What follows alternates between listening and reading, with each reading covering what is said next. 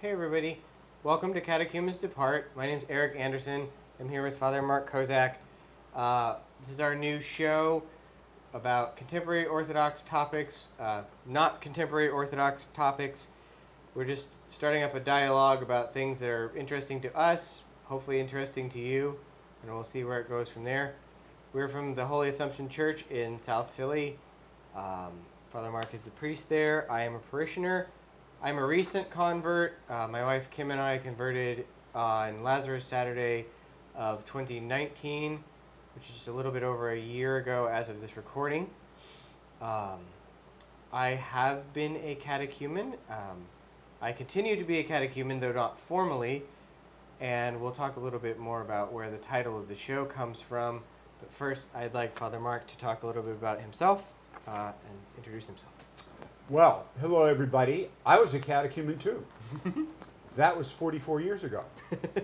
And I was 19 years old, and I was taking some courses at the University of Maryland on Russian history. I wanted to be a Russian historian. And I took a course on the Orthodox Church and fell in love with Orthodoxy and picked up this book, The Orthodox Church by Callistus Ware, by Timothy Ware, read it, went to an Orthodox Paschal service, and had a friend of mine from college say, "Oh, you can come to our church, it's all in English." And that was it. About 3 months later, I converted in the late spring of 76. And yeah, it'd be 44 years and 20 days. Nice. Got my degree in Russian history at the University of Maryland in College Park, and went to St. Mark's Church there. I was a reader and a member of the choir, a member of the parish council, and then I went to seminary to become a deacon and to study church history. And that's not exactly what happened, because God and my spiritual father and a few other people had other ideas.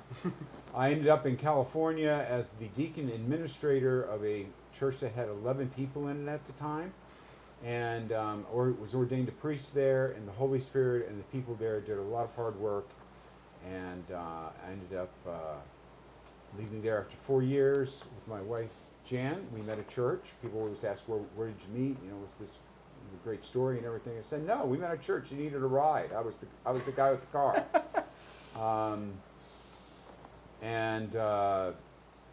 So our first parish was in Santa Maria, California.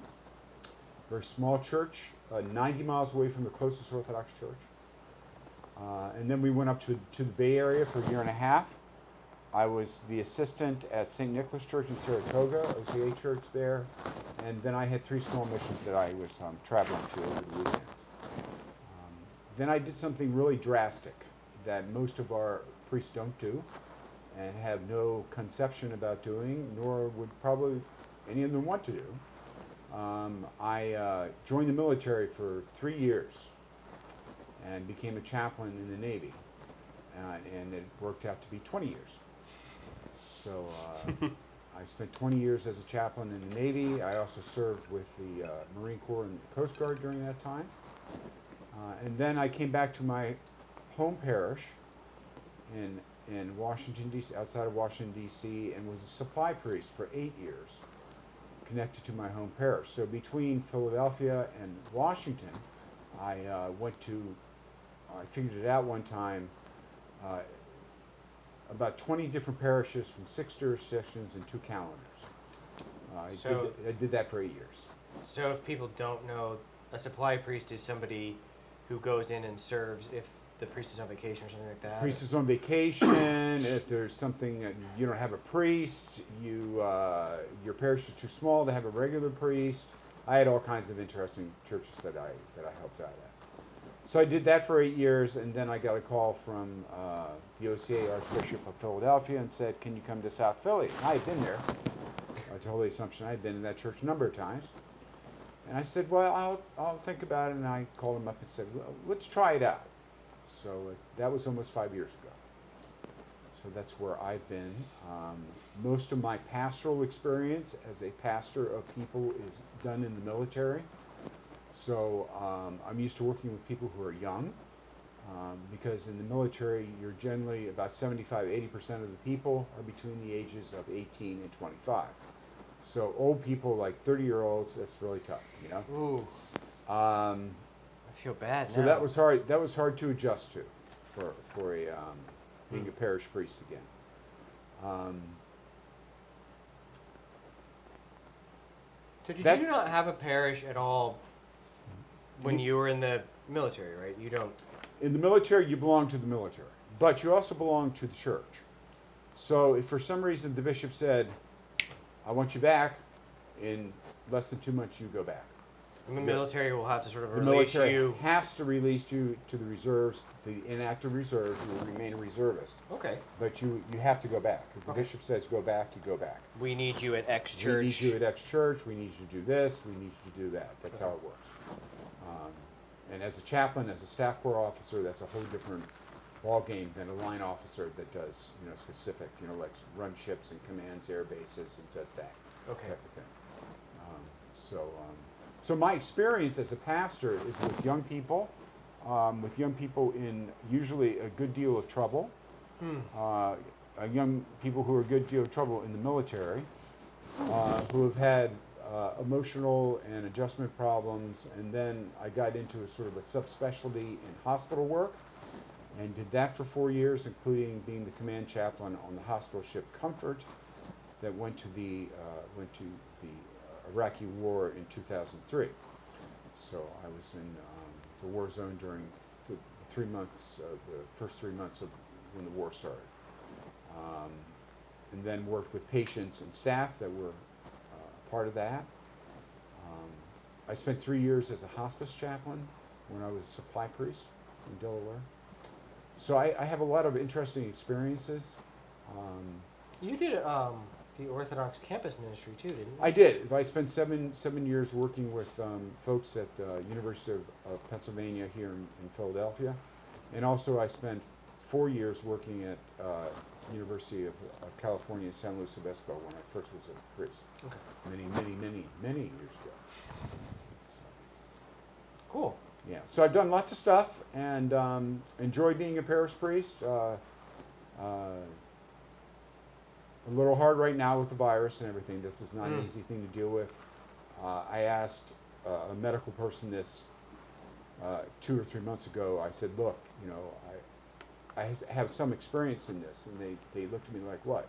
I said, well, how many people do you know who spent 183 days at sea and was isolated from their family and friends and so on? And, and this is what the military did. The military isolated you in countries and places where you needed to be. And sometimes it wasn't your choice. Sometimes they did not ask my opinion of where I wanted to go. Oh, they did. They called it the dream sheet. Heavy on the dream.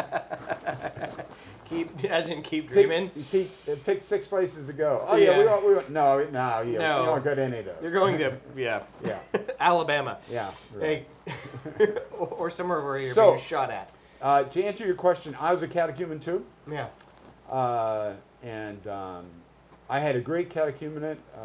My parish priest is a wonderful man who spent a little over 20 years as a Lutheran pastor, and then the last 40 years as an Orthodox priest, who has many converts, many spiritual children, and is a real sweet man.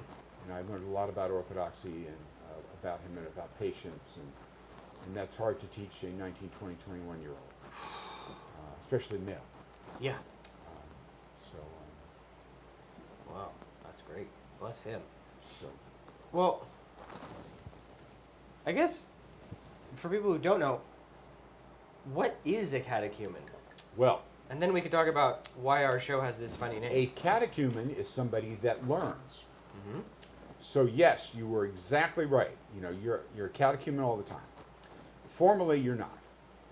Right. Because in the church, a catechumen also is someone that learns and is in a specific place.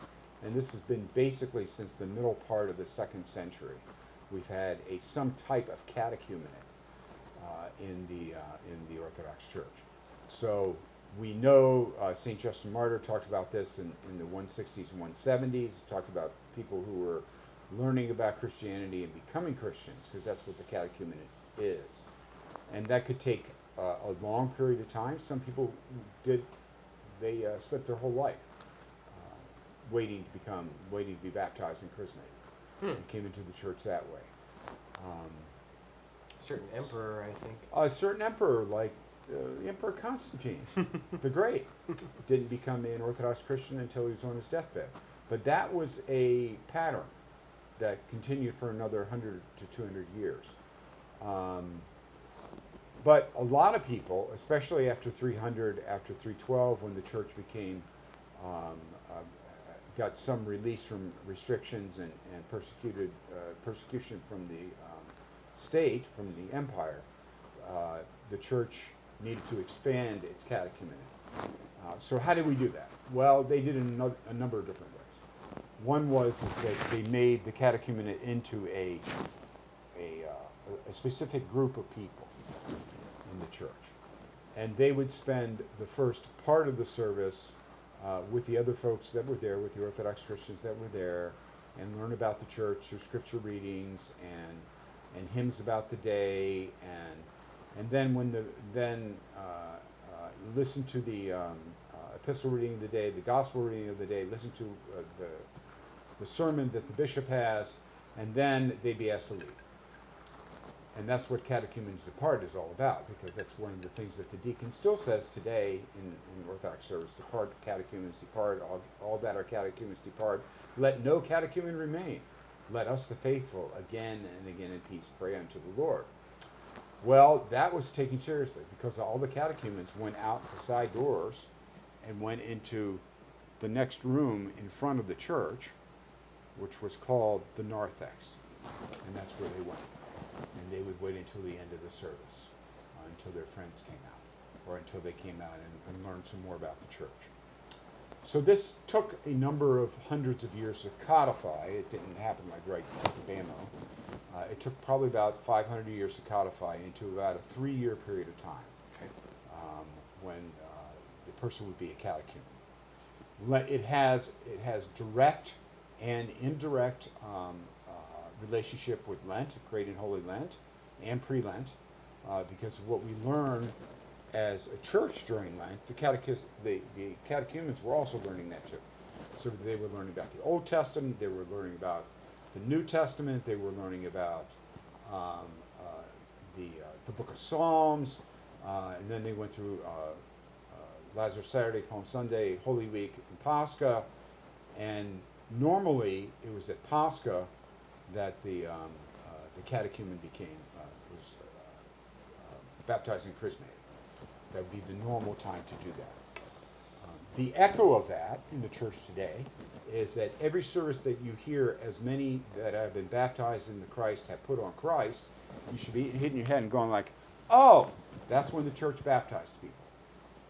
So there were catechumens ready at those times during those services to be baptized. So there were always catechumens around. There was not like a time when there wasn't any. Well, right after Pascha probably for a little while. But we have 4 right now in our church. 2 are they're really old people. They're like in their 30s. And we have 2 really short people. So Short people? they're like, Really, really. yeah, Length? I guess it's still length if you can't walk yet. it's length. Okay. So, Yeah. Well, our show name kind of comes from that Catechumens Depart idea, because I had a funny experience as a catechumen myself. I like rules, and so it was somewhere in all of the Lenten services, and it was an evening service. My wife wasn't with me, but the priest called out, "Depart, catechumens, catechumens depart."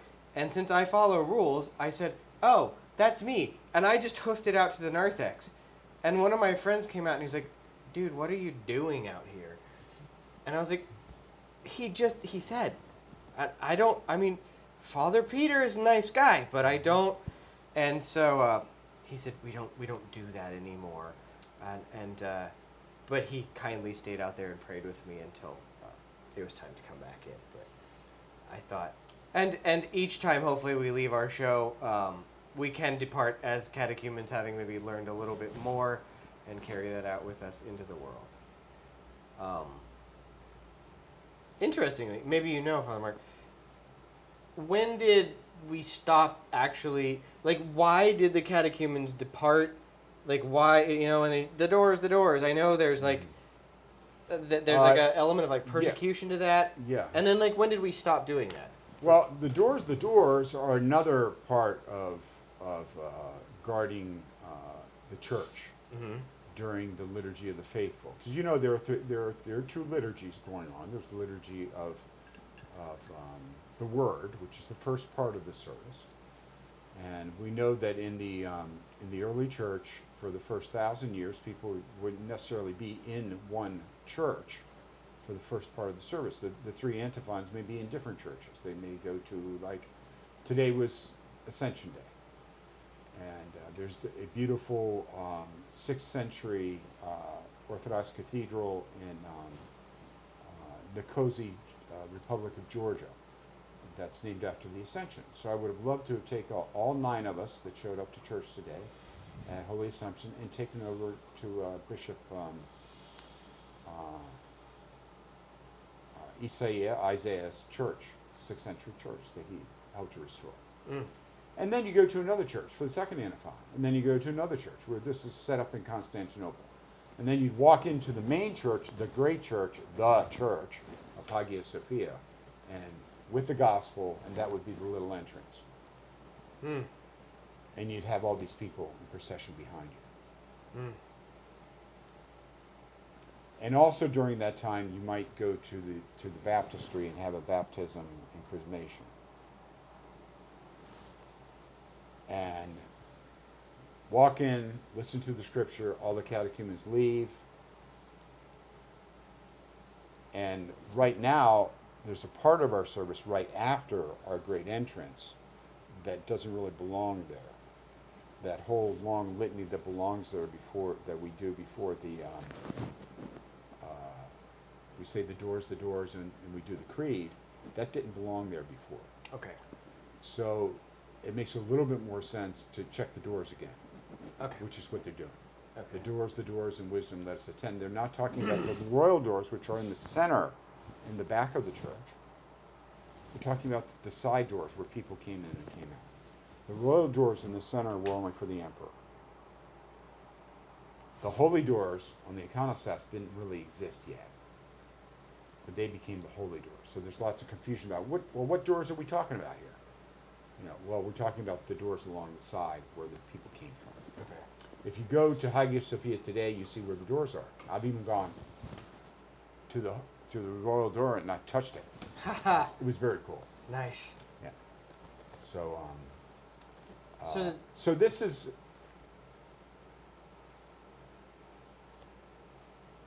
about 600-700 years worth of working this out.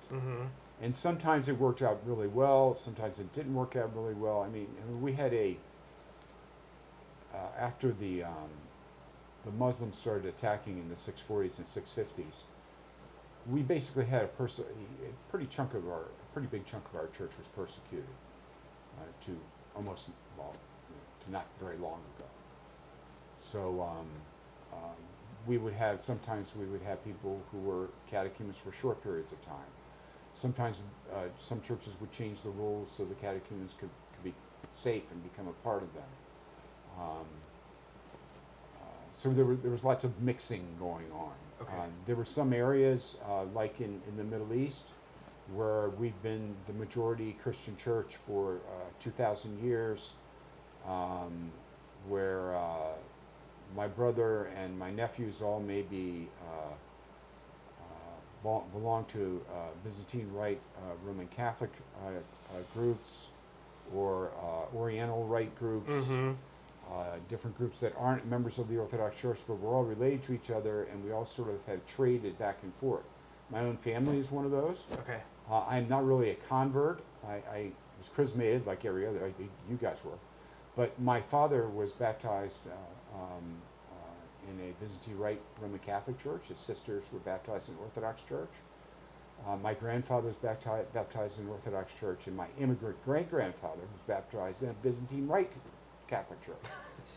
So, gee, gosh, you just like bounce back and forth, like bing, bing, bing, Yeah. bing, bing, bing. It's like the ecclesiastical religious ping pong ball here.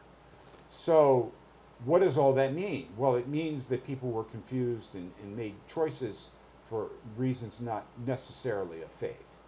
Mine was a choice of faith because I had been raised as a Protestant. I was a member of a Assembly of God charismatic youth group that spoke in tongues before I became Orthodox. So I came from a very, not radicalized, but pretty out there evangelical church when I was young, which was weird back in the 70s. Lots of weird things happened back in the 70s anyway. Yeah, that's pretty much. So to partially answer your question, Yeah. there are times when they kept the catechumens in, and then that became the custom. Okay. To keep them in. So now we say, so there are two customs that go on. Basically, one is what we do at our church is we say catechumens depart, let no catechumen remain. We say that whole thing to remind us what happened. Okay. And then in other churches just cut it out completely. They just omit it. Because it doesn't happen anymore. Yeah. I myself personally lean to that side. Yeah, it's a little confusing. Yeah, because now I think we should guard the doors. Yeah. Just in case. But I don't think we need to kick out the catechumens because they haven't left in 100 years. Yeah. Yeah. Okay. So I was received in a Greek church. Our priest had a pretty informal, and he just sort of judged you on a case-by-case basis. He's like, do I need to teach you a lot? I came in as a Protestant convert having done a ton of research already. I had attended some classes at a Protestant seminary, so I had like a reasonable amount of underpinning. So my catechesis wasn't super formal. For others, it would be more. Is there a sort of a difference between like the more Slavic churches or the Greek churches or different jurisdictions? Or do people, is it just kind of different church by church, the way that people will be catechized? The answer to your question, to all those questions, is yes. Cool. So you can have someone like you or like me. Mm-hmm. You and I are very similar. Nerds. Who are very well book read and everything else. Mm-hmm. And and I was 19. I knew everything. Oh gosh. I Thank not God only did I we've know been everything. I told everybody I knew everything too. I lost more friendships among my Protestant, friends who I've never been able to repair. Yeah. And that was a very long time ago. Yeah. But I knew everything. Thank God we're not 19 forever. So, but the priest recognized that I had some potential, and that it was in my case, even though I did go to formal classes every week for 3 months, he thought it was good for me to be baptized and chrismated relatively quick. So he used that time, and that's what I learned basically in school when I went to seminaries, that each person is different, we're unique, we're made in the image and likeness of God uniquely. We can't be all put into this cookie cutter catechumenate thing. Is you have to be in exactly 1.63 years, and you got to know this book, you got to know that book, and you got to no. My general way of dealing with it is that the most important thing that I want to see at first is I want to see people who are interested in becoming catechumens, who are interested in the church. I want to see them in church. Mm-hmm. I want them to come to the Divine Liturgy. I want them to come to, especially to Vespers and other services, and then I want them to ask questions. I'm not going to take a crowbar and beat the questions out of them. They have to ask questions about the church. Yeah. And they can be, and I tell them right off, look, there's no stupid question that you can ask. You're not hurting me, personally. If you ask a question you might think that's a bad question, there are no bad questions. That's why they're sometimes called inquirers before they become catechumens. Yeah. You might have heard that. Yeah. We had the inquiry group, and then we had the catechumen group. Oh, you had Well, separate groups? Yeah, or- yeah. There can Okay. no, I have not. No, you didn't experience that. Okay. No, but I know of Yeah. I know of situations like that. Yeah. So what you have is you can have both kinds of cake here. The priest is ultimately responsible for chrismating and baptizing or chrismating somebody to come into the church. They're responsible for that person's spiritual life at the start. And that's a personal responsibility. That's not like we sort of like, we all belong together and everything's cool and everything else. Well, that's true. Mm-hmm. But I'm responsible for every person that I've baptized in the last almost 40 years. I'm personally responsible for that. Yeah. I'm also responsible personally for the people that I sponsored and I've been a godparent. And there were 23 of those people that I sponsored. So that's a personal responsibility that the church looks at. Okay. But if you got enough folks and you got the right mix, then you can have a catechumen class. Right. And they can be their own group of people, and then they can be baptized, chrismated together, as I was. I had two other people that I was baptized and chrismated with. We had, I think, 4 or 5 that we were in our little class with as well. My home parish does this still, and actually does the baptisms and chrismations on Great and Holy Saturday during the readings of the 15 readings of the Old Testament. They do the baptisms then. Yeah. Which is probably where it was done about 1,500 years ago. Yeah. So it's a good place to do it. I would have liked to do that this year, but for the virus, I wasn't able to do that. So. What kind of question?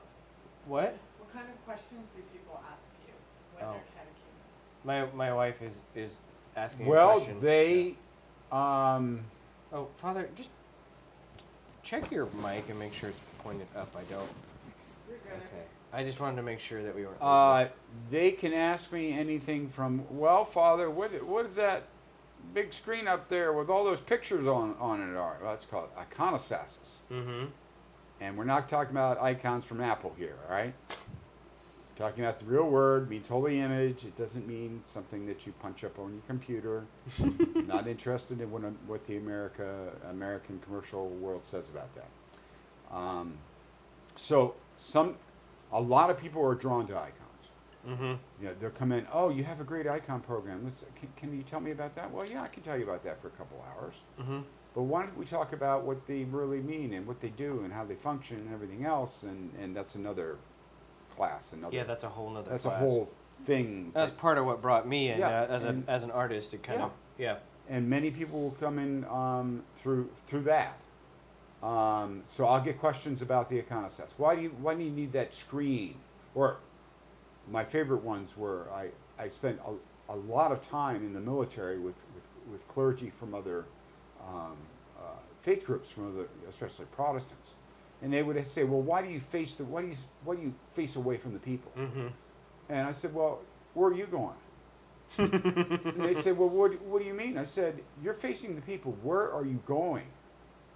Mm. The people and I together face towards God. Right. We're going together. You're in oriented a in the same direction. Yep. We're not going this way. We're going that way. So I would get questions that common sense has to start. I don't like to beat people over the head, but I came from a Protestant tradition. I dealt with countless Protestant clergy, many of whom were very well educated. Some of them were not so well educated. They weren't very well educated about the Orthodox Church, which is not surprising. I had studied them in school. We had to study the Western Church, and not like one class, like 5 or 6 classes. A lot, yeah. So, I mean, there are a myriad of questions. Why do you baptize babies when they don't know anything? Well, gee, wouldn't you rather have your child be a full member of your church and be one with you in church, and then, you know, maybe in the future they'll make a decision to leave or whatever else. We can't control what's going to happen there with free will. Mm-hmm. But don't you want them to be a full member of the church and not like some kind of secondary citizen? They don't like that answer either. Right. Because it exposes the wrong sort of warped view of baptism that a number of Protestant groups have. Yeah. Because they've taken baptism and they've twisted it in a way where they need to straighten it out, and it needs to come back to where it belongs. That kind of pulls up something. I was half noodling on this. Just thinking about the difference of, like, when you are brought into the Orthodox Church, you are catechized, taught on some level or another, depending on where you are. The church meets you where you need to be and instructs you, versus the idea of making a personal decision to have a relationship with Christ, which is sort of the more Protestant understanding of these things. Like, can you maybe talk a little bit? I mean, that might be a whole different theological class. It's a big. That's a huge deal. This is a huge deal. So, briefly, and if I get too far, just, you know, please wave a flag. Okay. Beat me over the head with one of the roses. I've got a lot of books. Yeah, whatever you want to. You got lots of books. Just show me a book. Okay. Just distract him with a book, quick. In many Protestant churches, especially evangelical churches, who call themselves non-denominational. By the way, there's no such thing as non-denominational. There are just 455 Protestant denominations that are related to each other in one way or another, that have become their own denomination. So there's no such thing as non-denominational in the Protestant world. Nor, and this is, I know I'm going off track here, sorry. Nor is Greek Orthodox, Russian Orthodox, Ukrainian Orthodox. Those are not denominations in the Orthodox Church. There's one Orthodox Church, period. It doesn't matter what language you speak, what food you eat, and what kind of personal disposition that you have. Mm-hmm. You all belong to the Orthodox Church.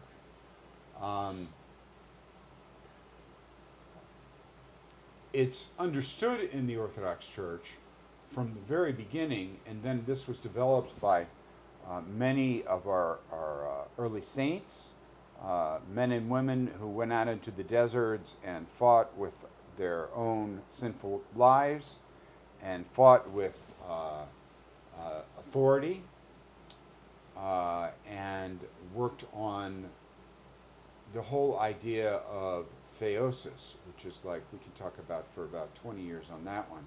Yeah, it's like 7 classes. It's the idea that we become closer to God. Mm-hmm. And I don't mean like closer to God as a buddy or as a friend or as, you know, that kind of thing. I mean closer literally to God.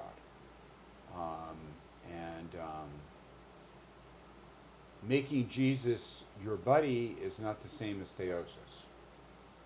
Making Jesus your buddy may be a step towards theosis. That might be a possibility. I hope it is. Mm-hmm. I don't judge other people by what they believe, but I will tell them where, you know, having a degree in history and studying America, especially American religious culture for so long, both in and outside the military, I'll tell them where their beliefs came from. Mm-hmm. You know, I have no problem in doing that to people. People might not like that too much, but, you know, some things are really out there because they were placed out there. What do you mean? Some different faith groups in America were they weren't radical. They were either homegrown, radicalized here, or they were radicalized in Europe and then came here as radical. Yeah. The Puritans themselves were religious radicals. Super radical, yeah. And they were not very nice people either. You would not want to go to a Puritan home to go have dinner and, you know, put your feet up. Not a bit. That would not have been a good idea.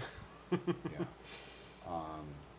So I mean, we live in this religious salad, as they now say,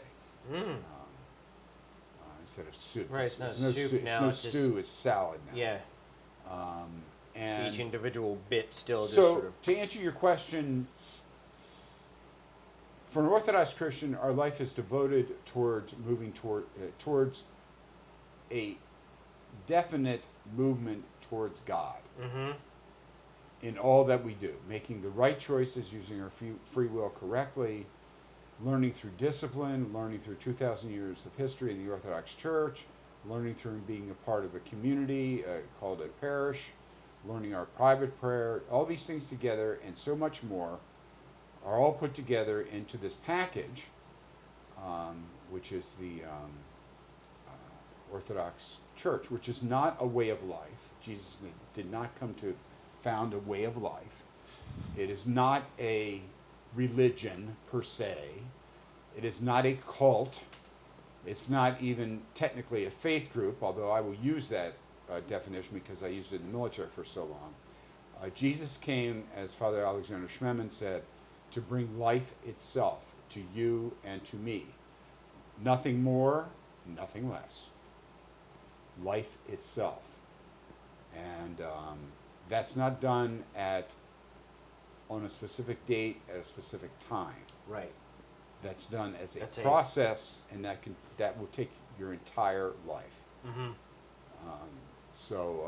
And some people get that. That's been to me like both. Yeah. It's like a relief, and it's also a little daunting. Well, like, it's kind a of little like depressing at first because you feel like, no, man, really, it's like, is it that much pressure, that much, weight on you? Well, yeah, but you have all these people that are willing to help you. Yeah. And then you have 2,000 years of history. We have a lot better translations than we did 40, 50 years ago. Yeah. I mean, look at all these books and everything. Heaps of them everywhere, yeah. Yeah, I mean, you got things to read and, and things to listen to, and we can go on YouTube and watch stuff that's essential. We can even go on YouTube and get not yet, but hopefully we'll get a good idea of why the Eastern and the Western Church are split apart from each other. Yeah. We got a semi-good one out there on that. Yeah. Orthodox Church music. Yeah. So it's something that's wonderful that will bring people in the church because it's so different. It's a cappella. It's different in each country. It's there's all kinds of neat stuff. Yeah. So all of these is the Orthodox package, and this Orthodox package was given to the Slavic people in the late 860s, early 870s by two brothers, Cyril and Methodius. And wasn't there a feast day recently? their feast day was on the 15th of April? maybe not the 15th Or this of May? May. It was recent, I thought. And it was recent. Okay. But we had Saint Olga and Saint Vladimir coming up, who were the first two saints in what became Russia. And they were the direct inheritors of this package. So it's different than the one date. This is when it happened. This is when I made a X decision. I made my decision. Do you make a decision? Yes, you do as an Orthodox Christian. You make a decision every day. Yeah. Whether you're going to do God's will or not. Every day. Yeah. And we do it hundreds of times every day. Yeah. Hundreds of times. So hopefully that semi-answered. And semi-answered the question. Yeah. Okay. So as somebody that was new, coming from a Protestant background, you touched on this a little bit before. Like what's the deal with all these services, right? Like, what's the deal with, like, Vespers and, like, weird middle of the week services in the morning? Like, who can come to that? They're working. Like that was really confusing to me. Mm-hmm. And, like, as a person who grew up, like, you go to church Sunday morning, and maybe Wednesday night you have Bible study, whatever. Maybe you have church on Sunday night. But how helpful in the entry or the learning about the Orthodox Church as it is, like, how important are those services? Kind of what's the deal with all those? Like, as a person, as a ongoing catechumen, I guess, like, how does one approach those from maybe the outside? Okay. Well, from the outside, they should be taken as a part of the whole. Okay. So not as, oh, these are things that we really want to do sometimes, and we can't have, they're like column A, column B, column C, column C, column Okay. D. No, they're part of the whole. So during an Orthodox day, you can have 9 different services. If you go to an Orthodox monastery, you'll spend 17, 18 hours in divine services and praying. Yeah. And the rest of the time you can sleep and eat and do your work, which is 6 hours. Yeah, that's not a lot of time for sleeping. So the idea here, at least in the West, is that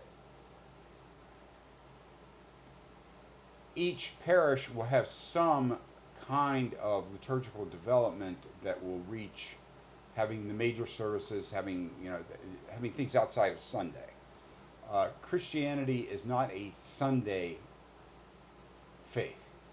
It's not just for Sunday. It is an everyday faith. So we should be praying at home every day. We should be praying at home as a family every day. But we should be praying at church as much as we can every day too. Now, do we have the chance to do that in many places in the West? No, we don't. We could go to a monastery and do that we're sitting in the middle of Philadelphia. There's a monastery about 2 hours away from here. We could go up to a monastery and do that every day if we wanted to do that. We should have something here. If we had a monastic community here, I would be the first person in line to go and say, let's go and pray there often, like all the time. How common is it for there to? This is a total sideline, but like, I know there is or was one Rocor monastery in New York, in the Lower East Side. I don't know if it's still there.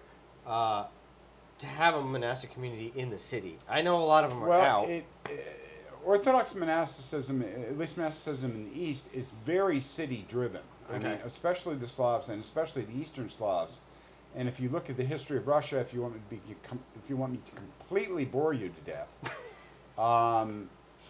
Don't bore these people with that. Saint Sergius of Radonezh, who was one of the most famous monastic Russian saints, had 123 disciples that became saints, and they each founded a town out in the woods.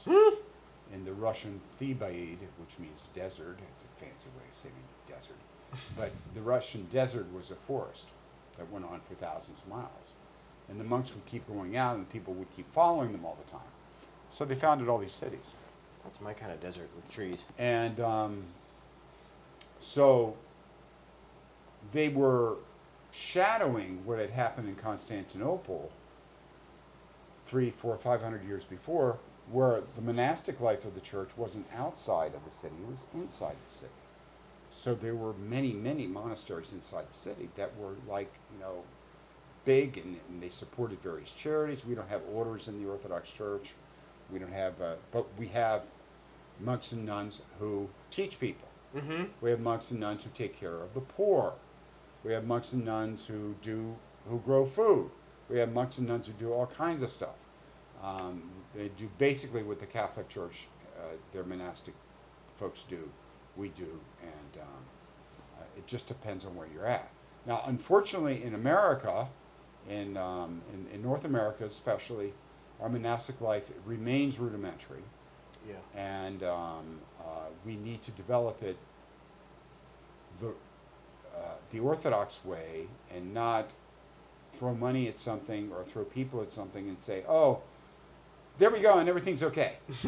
That's not how you grow monasticism, and that's been a problem for a number of decades here. It doesn't start with a business plan? It does not start with a business plan. It does not start with a mission plan. No. Yeah. And then people will ask me these weird questions, like your beloved wife asked me. Well, what are some of the questions that people ask you?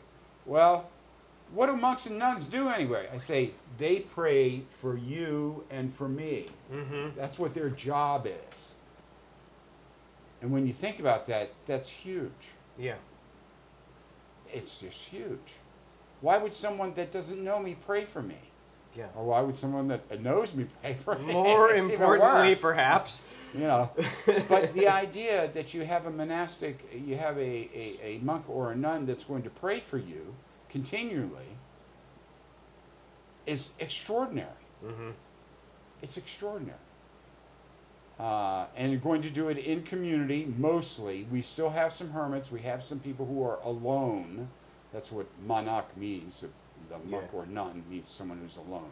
We still have some people that go out and spend chunks of time alone, many years away. But we still have a rudimentary monastic life in the Orthodox Church here in America. We haven't really tried. Mm-hmm. We don't talk about it in the parish. We don't talk about it in seminaries. They talk about it when you go to a monastery.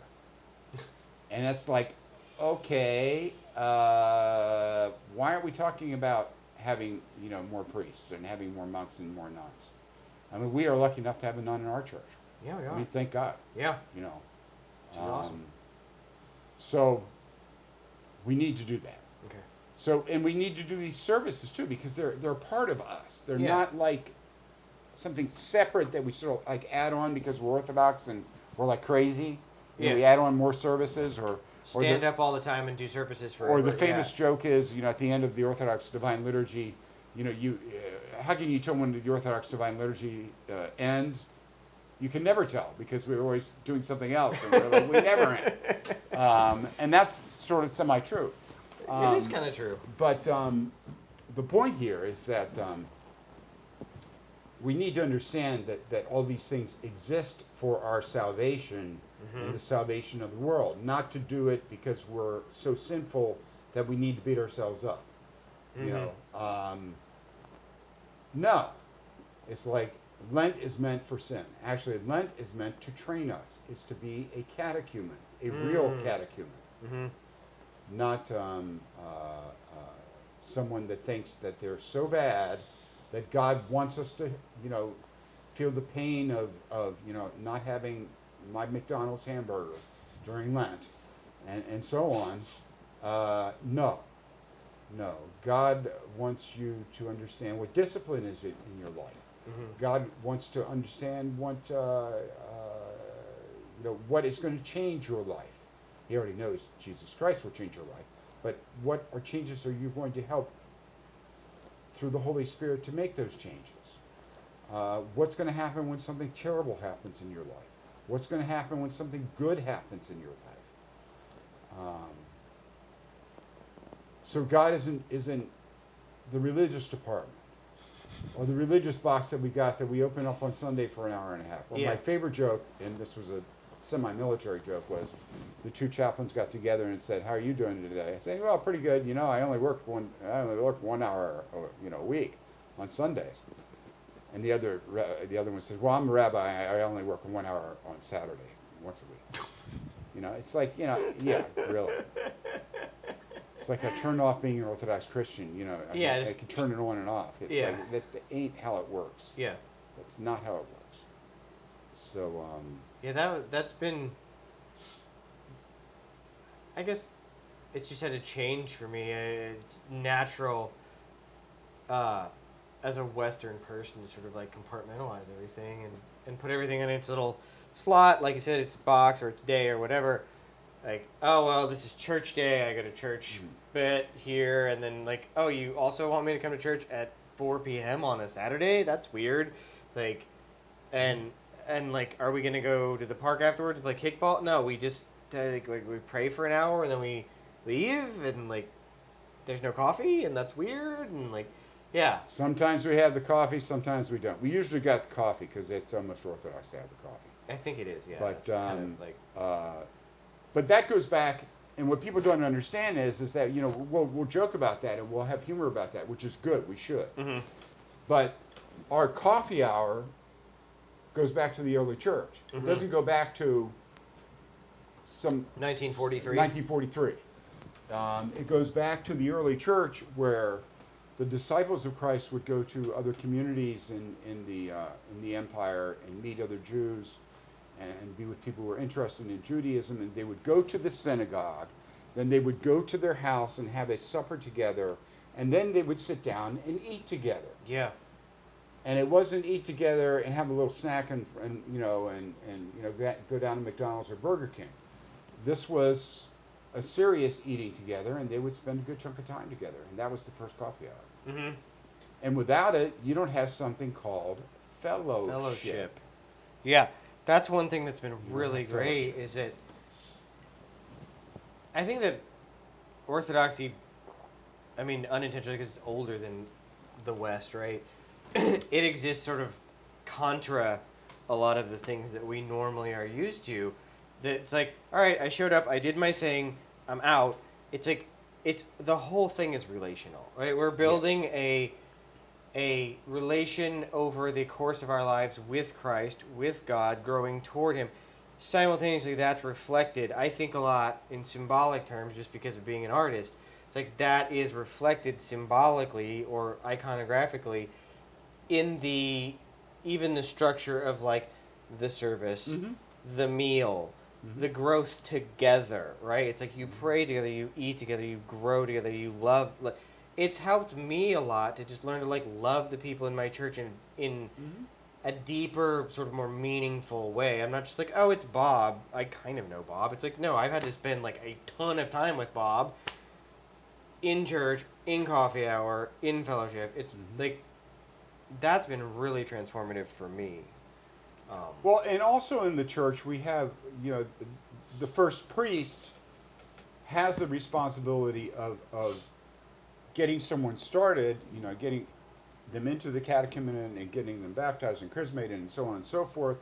But then his main job is to let them go Mm. and to be a real catechumen for the rest of their life. So, does that mean they're going to take up all these beautiful books and read them all the time?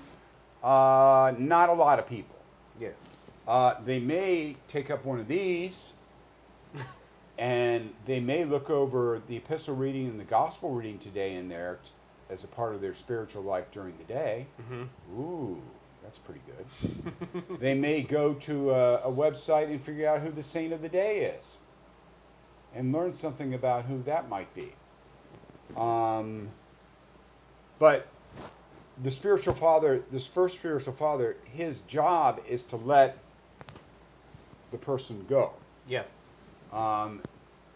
Because we live in such a mobile society, it's really rare for someone to stay a long period of time in one place. Yeah.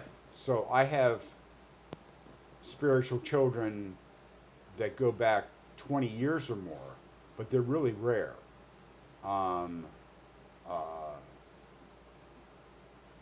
So, the first level of my spiritual, not level, but the first place of my spiritual children are the members of my parish, of course. But then I have got, like I said, I have godchildren, and I've had spiritual children I've had for years and years and years that come to confession to me, and so on and so forth. But my job is to still let them go. They have to use their free will properly. Yeah.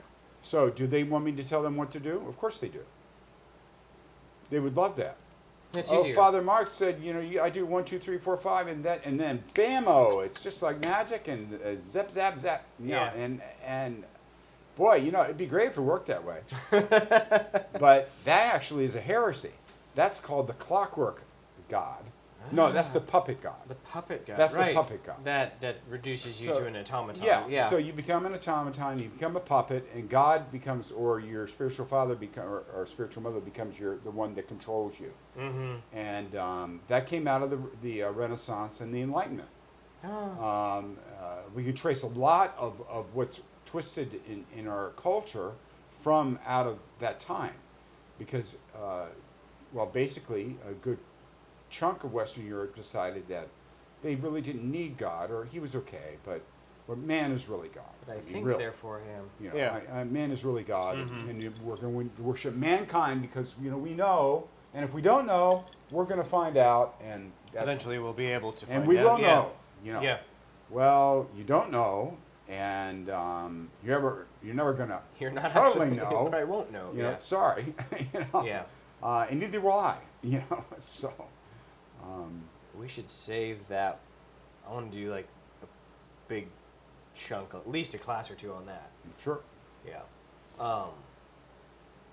Well, maybe we should stop there. Actually, maybe we could roll Okay. into that our next class. Sure. That might be an interesting sort of segue. Sure, we can do that. Because as a historian and a was going to be a history teacher. It puts you in a pretty good position to help us in our ongoing catechesis.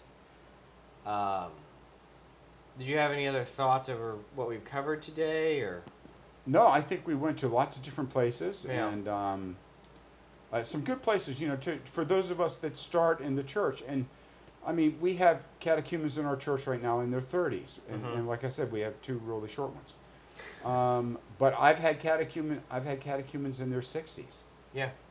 Which is really interesting because they handle knowledge and they handle faith in not an entirely different way, but from a really different angle Yeah. than the younger person would do.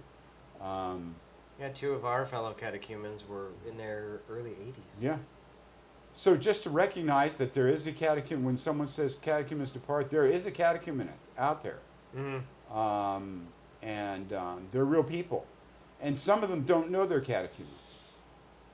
Let me tell you a little story. I think this person knew all the time he was a catechumen.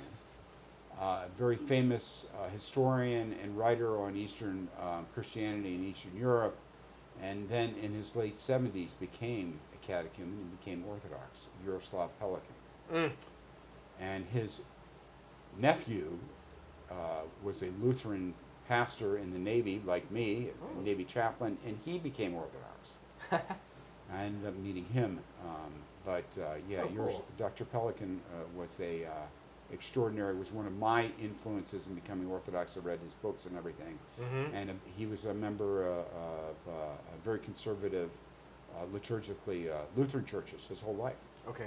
and suddenly became Orthodox. So sometimes this catechumen, it just sort of sits there. It's like a plant that's waiting, and that's what I look at. When I look at a person, sometimes I'll look at them that way. I'm like, are these one of the 50-year ones? You know? And sometimes they are. You know, and that's okay.